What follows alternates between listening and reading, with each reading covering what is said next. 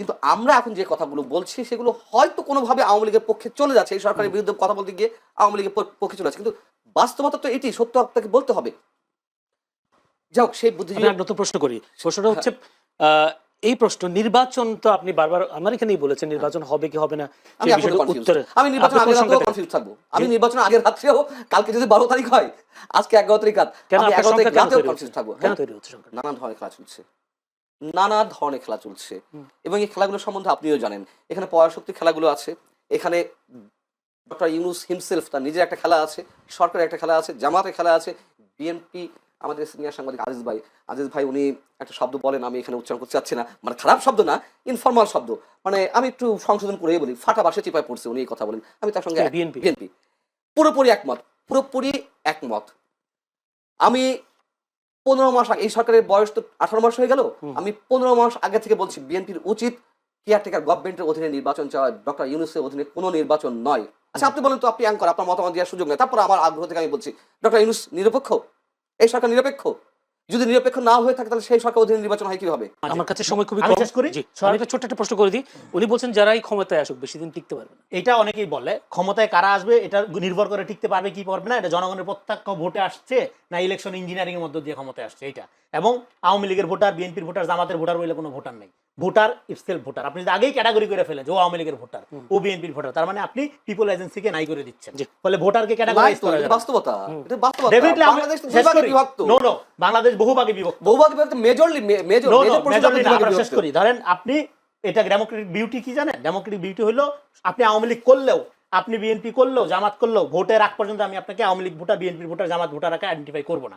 করলে কি হবে? করলে আপনাকে ম্যানুভারিং করা সহজ হবে। জনগণ বলবো, সবসময় জনগণ বলবো। কিন্তু আমরা রাজনৈতিক দলগুলো তো দেখি না, সবাই তো আমাদের ট্যাগ লাগানো হয়। এটা করলে বিভক্ত করবেন ভোটারকে, বিফোর ইলেকশন আপনি যখন বিভক্ত করবেন তখন আসলে আপনি ডেমোক্রেসি মিন করেন, আপনি আপনার দল ভারী করতে, মানে আপনারই বক্তব্য লালন করে কিনা রাজনৈতিক দলগুলো, আমি জানবো না।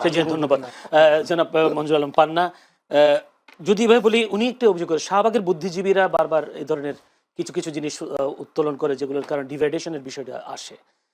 আপনি যদি শাহবাগ শব্দটা আসবে কেন? শাহবাগে বুদ্ধিজীবী বলতে আমি কিছু বুঝিনি। শাহবাগে বুদ্ধিজীবী, এখন শাপলা চত্বরের বুদ্ধিজীবী, শাহবাগে বুদ্ধিজীবী, তাহলে বুদ্ধিজীবী আসলে কারা? ক্লাসিফিকেশনটা এইভাবে হচ্ছে কেন? এখন উনি কিন্তু শাপলাপন্থী, রনি ভাই শাপলাপন্থী বুদ্ধিজীবী বলেছেন, শাহবাগী বুদ্ধিজীবী বলেছেন, মানে একটা জামাতপন্থী, একটা আওয়ামীপন্থী, তাহলে বিএনপিপন্থী বুদ্ধিজীবীকে আমি বাদ দেবো কেন? বিএনপির মধ্যে কোনো বুদ্ধিজীবী নাই, বিএনপির বুদ্ধিজীবী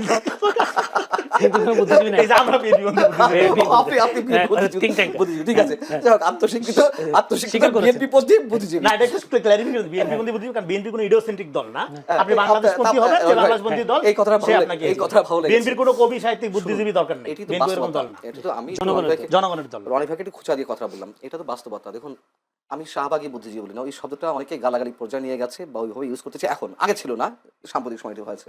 আমি তো শাহবাগী গেছি, আমি তো গণজাগরণ মঞ্চে গেছি, আমি তো যুদ্ধাপরাধী বিচার চেয়েছি, আমি তো এই, আপনি কি ফাঁসি চাইছেন না বিচার চাইছেন? বিচার চেয়েছি আমি। এবং এই যে জুলাই আন্দোলন, এই জুলাই আন্দোলনের পক্ষে আমি ছিলাম না, বাট আওয়ামী লীগ সরকারের বিদায় হোক সেটি আমি চেয়েছি। এইভাবে মানে একেবারে নিজস্ব ডিজাইনে অন্য সবাইকে বাদ দিয়ে একতরফা একটা সোকাল নির্বাচনের মাধ্যমে যুগের পর যুগ বা বছরের পর বছর ক্ষমতা, নিশ্চয়ই আমি সেটা চাইনি। সো শাহবাগে বলাতে আমি তুমুল আপত্তি জানাই। এখন বিষয় হচ্ছে যে, হ্যাঁ ঠিকই তো, সেই বুদ্ধিজীবীরা কোথায়? আওয়ামীপন্থী যে বুদ্ধিজীবীরা ছিল, যারা দিন দার 15 বছর মুক্তিযুদ্ধের কথা বলতে বলতে মুখে ফেনা তুলে ফেলেছেন, সেই বুদ্ধিজীবীরা কোথায়? লুকিয়ে আছে, পালিয়ে আছে, তাদের সপক্ষে যে যুক্তি দেওয়া হচ্ছে পেলে মেরে ফেলবে, হ্যাঁ এটা সত্য কথা, আমাদেরকেও তো পেলে মেরে ফেলবে। আমরা তো একেবারে ওই যে আওয়ামী লীগের হালুয়া রুই খাওয়ার সাংবাদিক তাও তো না, বা আওয়ামীপন্থী সাংবাদিক তাও তো না, কিন্তু তারপরে সত্য কথা বলার কারণে এখন মবের হুমকি দিচ্ছে, মেরে ফেলা হুমকি দিচ্ছে, জেলে নিয়ে যাওয়া হয় হয়তো। কিন্তু আমরা এখন যে কথাগুলো বলছি সেগুলো হয়তো কোনোভাবে আওয়ামী লীগের পক্ষে চলে যাচ্ছে, এই সরকারের বিরুদ্ধে কথা বলতে গিয়ে আওয়ামী লীগের পক্ষে চলে যাচ্ছে, কিন্তু বাস্তবতা তো এটি, সত্য আপনাকে বলতে হবে। যাক, সেই বুদ্ধিজীবী নতুন প্রশ্ন করি। প্রশ্নটা হচ্ছে এই প্রশ্ন নির্বাচন তো আপনি বারবার আমার এখানেই বলেছেন নির্বাচন হবে কি হবে না, আমি নির্বাচন আগের রাতেও কনফিউজ থাকবো। আমি নির্বাচন আগের রাত্রেও, কালকে যদি 12 তারিখ হয়, আজকে 11 তারিখ রাত, আমি 11 তারিখ রাতেও কনফিউজ থাকবো। কেন তৈরি হচ্ছে সংখ্যা? নানান ধরনের খেলা চলছে, নানা ধরনের খেলা চলছে, এবং এই খেলাগুলো সম্বন্ধে আপনিও জানেন। এখানে পরাশক্তি খেলাগুলো আছে, এখানে ডক্টর ইউনূস হিমসেলফ তার নিজের একটা খেলা আছে, সরকারের একটা খেলা আছে, জামাতের খেলা আছে, বিএনপি, আমাদের সিনিয়র সাংবাদিক আজিজ ভাই উনি একটা শব্দ বলেন, আমি এখানে উচ্চারণ করতে চাচ্ছি না, মানে খারাপ শব্দ না, ইনফরমাল শব্দ, মানে আমি একটু সংশোধন করেই বলি, ফাটা বাসে চিপায় পড়ছে, উনি এই কথা বলেন, আমি তার সঙ্গে বিএনপি বিএনপি পুরোপুরি একমত, পুরোপুরি একমত। আমি 15 মাস আগে, এই সরকারের বয়স তো 18 মাস হয়ে গেল, আমি 15 মাস আগে থেকে বলছি বিএনপির উচিত কেয়ারটেকার গভর্নমেন্টের অধীনে নির্বাচন চাওয়া, ডক্টর ইউনূসের অধীনে কোনো নির্বাচন নয়। আচ্ছা আপনি বলেন তো, আপনি অ্যাঙ্কর, আপনার মতামত দেওয়ার সুযোগ নেই, তারপর আমার আগ্রহ থেকে আমি বলছি ডক্টর ইউনূস নিরপেক্ষ, এই সরকার নিরপেক্ষ? যদি নিরপেক্ষ না হয়ে থাকে তাহলে সেই সরকার অধীনে নির্বাচন হয় কিভাবে? এবং যতগুলো সিমটম দেখা যাচ্ছে, যদি আল্লাহর কোনো স্বয়ং সৃষ্টিকর্তার থেকে কোনো ঐশী বাণী নাজিল না হয় ডক্টর ইউনূসের কাঁধে, তাহলে এই নির্বাচন সুষ্ঠু নিরপেক্ষ হওয়ার কোনো লক্ষণ নেই, কোনো লক্ষণ নেই। চ্যালেঞ্জ করে যাচ্ছি, খোদ সৃষ্টিকর্তার ঐশী বাণী নাজিল হতে হবে ডক্টর ইউনূসের উপরে। উনি দাঁড়িয়ে দাঁড়িয়ে বলবেন তরুণদের মধ্য থেকে অনেকে এমপি নির্বাচিত হবেন, উনি তরুণদের দল মানে এনসিপির ভিতর থেকে কেউ কেউ শিক্ষামন্ত্রী, উনি তো গভর্নমেন্ট ফর্ম করে দিচ্ছেন, উনি তো গভর্নমেন্ট ফর্ম করে দিচ্ছেন। তা এই লোক কিভাবে নিরপেক্ষ হয় আমি তো বুঝলাম না। এবং তার যে আরো পার্সিয়াল যে চিন্তা ভাবনা, যেসব কর্মকাণ্ড, তা তো একটা দল, এই যে গণভোট, এ তো এনসিপি এবং জামাতের দাবি ছিল, এবং যে প্রক্রিয়া এগোচ্ছে সবই এনসিপি এবং জামাতের ডিজাইন অনুযায়ী। অতএব ডক্টর ইউনূস সাহেব, তার অধীনে আমাকে যদি আপনি বলেন যে আপনাকে মেরে ফেলা হবে, ডক্টর ইউনূসের অধীনে মানে নিরপেক্ষ নির্বাচন হবে, এই কথাটা আপনি বলেন, আমি মৃত্যুকে বেছে নেবো, তাও ওই কথা আমি বিশ্বাস করি। আমি একটা প্রশ্ন করি, গণভোটের বিষয়টা যেহেতু এসছে, গণভোট যদি জিতে জনগণের প্রথমে কি উপকার হবে, প্রথম একটা প্রশ্ন। দ্বিতীয় হচ্ছে যদি ভোট জিতে যায় ডক্টর ইউনূসের সরকার কি দীর্ঘায়িত হওয়ার সম্ভাবনা আছে কিনা? তার একটা ব্যাখ্যা সরকারের প্রেস উইং থেকে দেওয়া হয়েছে, মানে প্রধান উপদেষ্টার প্রেস উইং থেকে দেওয়া হয়েছে, যা বলা হচ্ছে হ্যাঁ না তার না, এগুলো কিছু না। আসলে এই সরকার গণপরিষদ কি জাতীয় সংসদের সদস্য এবং একই সঙ্গে সংবিধান সংস্কার পরিষদের সদস্য হিসেবে কাজ করবে। আচ্ছা, তারা কয়টা বিষয়ে ওথ নেবে? একই সঙ্গে সংবিধান সংস্কার পরিষদের সদস্য এবং জাতীয় সংসদ সদস্য হিসেবে ওথ নেবে। সেই ওথের শর্ত কি থাকবে? তারা যতই ব্যাখ্যা দিক না কেন, যদি দিন শেষে, এই যে এখন যেমন চোখ পাল্টি দিয়ে দিল, যে আগে বলেছে সংবিধান ছুঁয়ে ফেলতে হবে, এখন সংস্কার। আর সংস্কার কি, এতদিন কি সংস্কার হয়েছে? আমরা যে বিশ্বাস করবো যে হায়ের মাধ্যমে সংস্কার হবে, ডক্টর ইউনূস কি সংস্কারের একটা এক্সাম্পল তৈরি করেছেন 18 মাসে? তিনি রাষ্ট্রপতি প্রধানমন্ত্রীর মধ্যকার যে ভারসাম্য আনার চেষ্টা করছেন বা সংস্কারের কথা বলা হচ্ছে, তিনি তো নিজেই কোনো দিয়ে গুতা দিয়ে রাষ্ট্রপতিকে এক কর্নারে ফেলে দিয়েছেন। বর্তমান রাষ্ট্রপতি, তার নিজের মধ্যেই তো সংস্কারের কোনো চিন্তা ভাবনা নেই।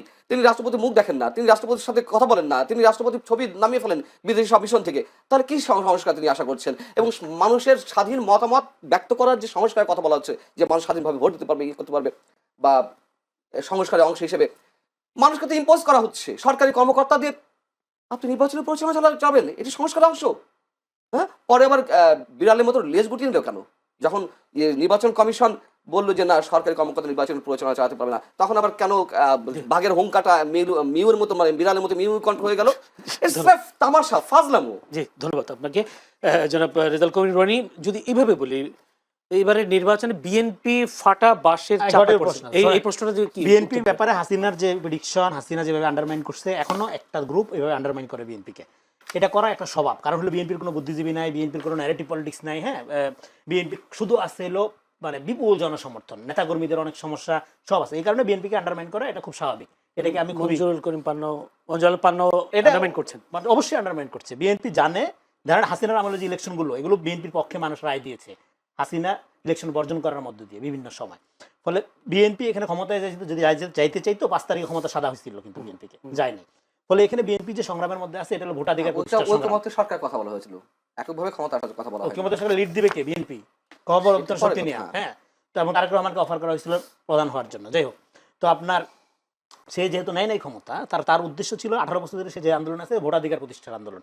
এইবার এই ভোটাধিকার প্রতিষ্ঠার আন্দোলনে আপনি ছলে বলে কৌশলে ভিতরে থাকা প্রো আওয়ামী ইস্টাবলিশমেন্ট এবং নতুন করে যুক্ত হওয়া গুপ্ত, দুইটা মিলা যদি আপনি মনে করেন যে হ্যাঁ একটা হাসিনা টাইপের মেকানিজমকে কাজে লাগে ক্ষমতা নেবেন, ওকে, বিএনপির লোকজন তখন পপকর্ন নিয়ে বসে দেখবে খেলা, আপনারা দেখেন, অসুবিধা নেই। তো এখানে ভোটাধিকার দেখেন, ইলেকশন রিগিং করা খুবই সহজ, কারণ এই মেকানিজমটা হাসিনা তৈরি করে থেকে গেছে, উনি ঠিকই বলছে।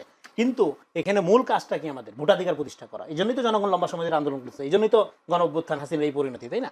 ফলে এটাকে যারা আন্ডারমাইন করবে, তাদের পরিণতি হাসিনার চেয়ে ভিন্ন হবে, এটা আপনি আশা করেন কিভাবে বা মনে করেন কিভাবে? সেটা নিয়ে এত অরিড হওয়ার কিছু নেই। একটা প্রশ্ন, সেটা হয়তো শেষ প্রশ্ন হতে পারে। আওয়ামী লীগের সমর্থকরা তো এখনো বাংলাদেশে আছে, এবং এই আওয়ামী লীগের ভোটগুলো আসলে কাদের? একটা হলো আওয়ামী লীগের যারা অপরাধী তাদেরকে বিচার করা মামলা বাণিজ্য না করা, তাদের হয়রানি না করা, আওয়ামী লীগ সমর্থন করাটা মানেই অন্যায়কারী, এইভাবে পোর্ট্রেট না করা, এটা খুব দ্রুত দরকার। আরেকটা হলো রিকনসিলিয়েশন, আমি যেটা বলছি, এটা নির্বাচন, এবং এই নির্বাচনটা একটা বড় রিকনসিলিয়েশন হিসেবে কাজে লাগবে। কারণ লোকালি দেখবেন যে আওয়ামী লীগ, বিএনপি, জামাত, জাতীয় পার্টি যাই করে একটা সম্পর্কের মধ্যে দিয়ে আমরা আবদ্ধ, সামাজিকভাবে ইয়া থাকে। ফলে মানে আপনার এই নির্বাচনের পরে আর এই জিনিসটা এরকম থাকবে না, সাধারণত থাকে না। হ্যাঁ, আরেকটা হলো যে আপনার রিয়েলি যদি ধরেন আওয়ামী লীগ কিভাবে পলিটিক্সে ফেরত আসবে বা আওয়ামী লীগ কি পলিটিক্স করবে, এটা আওয়ামী লীগের ব্যাপার, এটা আমরা জানি না। হ্যাঁ, এবং এটা নিয়ে আমাদের কত আগ্রহ নেই। কিন্তু মুশকিল যেটা হলো সেটা হলো বিশাল একটা অংশ এটা নিয়ে বিএনপির পক্ষ থেকে আগ্রহ নেই। এটা আওয়ামী লীগের আগ্রহ করতে হবে, যে বিশাল বস্তা আওয়ামী লীগের রাজনীতি অন্যজন করে দিবে এসে। না, ভোট দেওয়ার ক্ষেত্রে বলছি। আওয়ামী লীগ ফ্যাসিস্ট, তার রাজনীতি নিয়ে আগ্রহ নেই, কিন্তু জামাতের রাজনীতি নিয়ে আগ্রহ থাকবে আমাদের। এটা আপনার আগ্রহ থাকতে পারে জামাতের রাজনীতি, আমার আগ্রহ হইলো শুধু বিএনপি রাজনীতি করবে। আমার আগ্রহ হইলো ভোটাধিকার নিয়ে। হ্যাঁ, কথাটা আমি শেষ করি। আমার আগ্রহ হলো ভোটাধিকার নিয়ে। আওয়ামী লীগ কি করবে না করবে, আওয়ামী লীগের সমর্থন কি, এটা আওয়ামী লীগের লোকজন ঠিক করবে, আওয়ামী লীগ ডিসাইড করবে। এটা আপনি আমি ডিসাইড করতে পারবো না। একটা বুদ্ধিজীবী হিসেবে আপনি কি মানে গেস করতে পারেন? আমি তো শুরু থেকে বলতেছি রিকনসিলিয়েশন করা, আওয়ামী লীগকে প্রপারলি ডিল করা, অপরাধীদের একদিকে এবং যারা এটাকে পলিটিক্যাল ইডিওলজি মনে করে তারা আরেকদিকে, কিন্তু ঘরে ধরে করা যাবে না। এটা আওয়ামী লীগ ক্ষমতা থাকতে কি আমি বলতেছি, রিকনসিলিয়েশন করেন, সমাজকে হিলিং করেন। আওয়ামী লীগের লোক কি ট্রমাটাইজ না? হাসিনা পালাই গেছে, তাদের এইভাবে রাখা, তারাও তো ট্রমাটাইজ। আবার এই যে বিপুল লোক নির্যাতিত, বিপুল মানুষ 15 বছর ধরে। ফলে দুই ট্রমাটাইজ লোকের মধ্যে একটা মুখোমুখি অবস্থান রেখে, একটা যুদ্ধাঙ্গী অবস্থা রেখে, একটা ঘৃণা সংস্কৃতি রেখে, মাঝখান দিয়া নন পলিটিক্যাল শক্তি এবং পলিটিক্যাল প্রক্সি, আল্ট্রা ফ্যাসিস্ট শক্তি, হ্যাঁ, এগুলো ক্ষমতার বাটোয়ারের দিকে নিয়ে যাওয়ার যে প্রক্রিয়া, এটা টোটাল জাতিকে একটা ডেঞ্জার জোনে ফেলে দিচ্ছে। সুবিধা যেটা, সেটা হলো মানুষ পলিটিক্যালি কনসাস হয়ে গেছে এই আপরাইজিং এর মধ্য দিয়ে, এবং মানুষ জানে কিভাবে এটা প্রোটেক্ট করতে হয়। হাসিনাকে ইন্ডিয়া মদত দিয়ে যেরকম অন্যায় করছে, আপনি যদি একইভাবে মনে করেন আমেরিকা আপনাকে মদত দিয়ে এখানে টিকে রাখবে, ক্ষমতায় আনবে, সেটার জবাব কিভাবে দিতে হয় মানুষ জানে। ধন্যবাদ।